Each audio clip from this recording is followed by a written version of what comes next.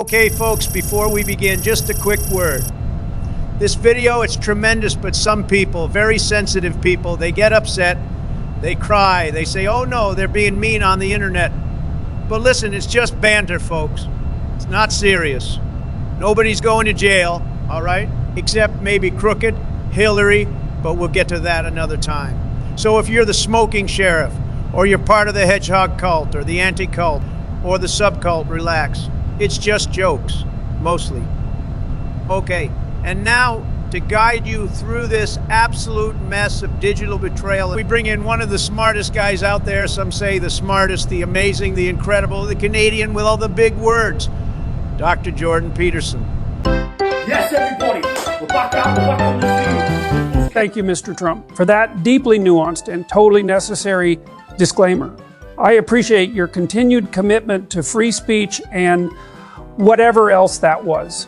Now, today's lecture takes us deep into the psychological wilderness of what I can only describe as a man gripped by existential irrelevance. The smoking sheriff, a man whose emotional compass swings harder than a cheap pub door in a windstorm.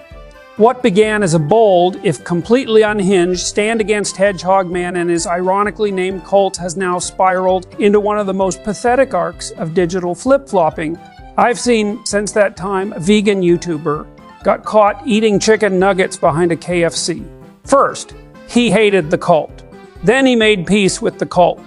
Then once the dopamine from that temporary alliance wore off, he hated them again. This isn't a man at war with others. It's a man at war with consistency and losing. So buckle up. Today we're not just watching a saga, we're watching the slow psychological erosion of a man who mistakes live streams for loyalty and comment sections for character.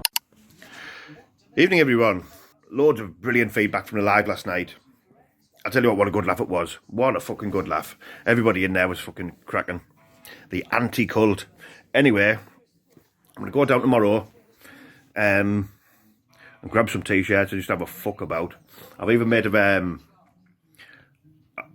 membership group up, I think. I don't know. I think I've done it for 99p a month.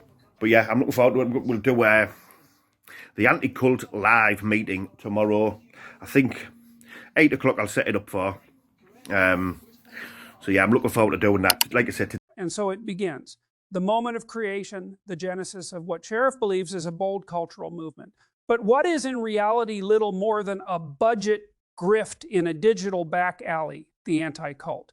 Now, rather than exposing corruption or standing on some moral hilltop, the sheriff instead chooses to launch his campaign by, and I quote, mentioning channel memberships, custom t-shirts, and merchandise.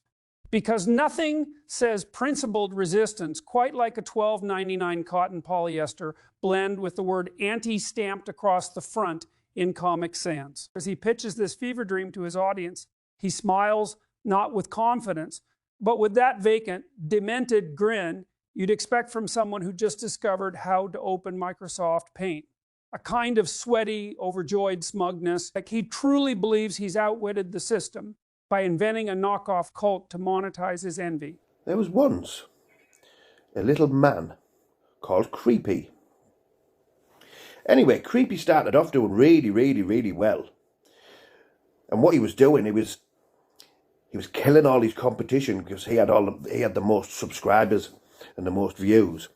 So any other channels, Creepy would just try to destroy them. And this happened for a long time.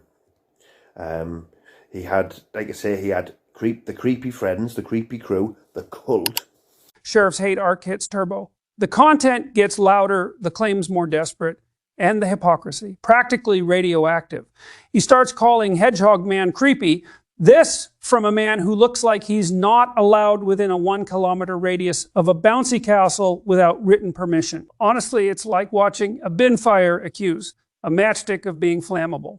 But don't be fooled, this isn't moral outrage, it's click fuel. Sheriff isn't here to save the community, he's here to squeeze a few more views out of a grudge that's aged like warm milk from a clinical perspective. Classic case of projection, narcissistic delusion, and algorithm-induced hysteria. He doesn't care what Hedgehog's done. He just cares that Hedgehog's doing better numbers.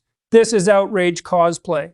A man with the charisma of a wet dishcloth, scrambling for relevance by pointing fingers and hoping someone claps. This creepy man came across a guy called the sheriff.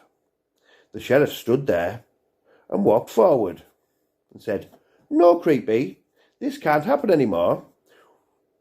We won't run away. We won't let you destroy us. Watch me destroy you."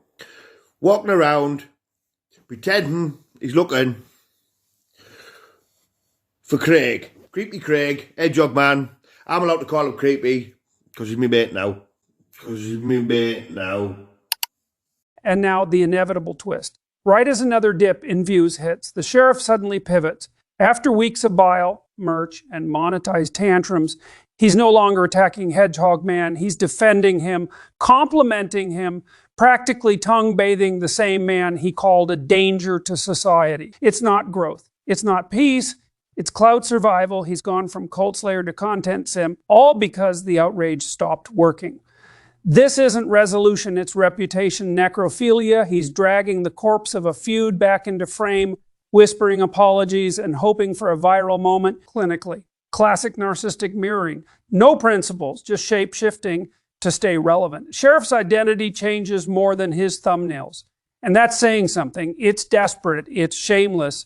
And honestly, it's like watching a clown trying to put out a fire with petrol, then asking if you liked and subscribed.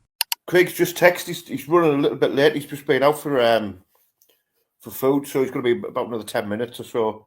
The bit, you know, like, and looking back at that joke, bearing in mind that was the first time I'd ever done stand-up comedy. So I was like, all right, not only is it sick, you know, because it is a sick joke. I was trying to write sick jokes. It's not what I think. You know what I mean? It's not like, it wasn't a fucking political speech.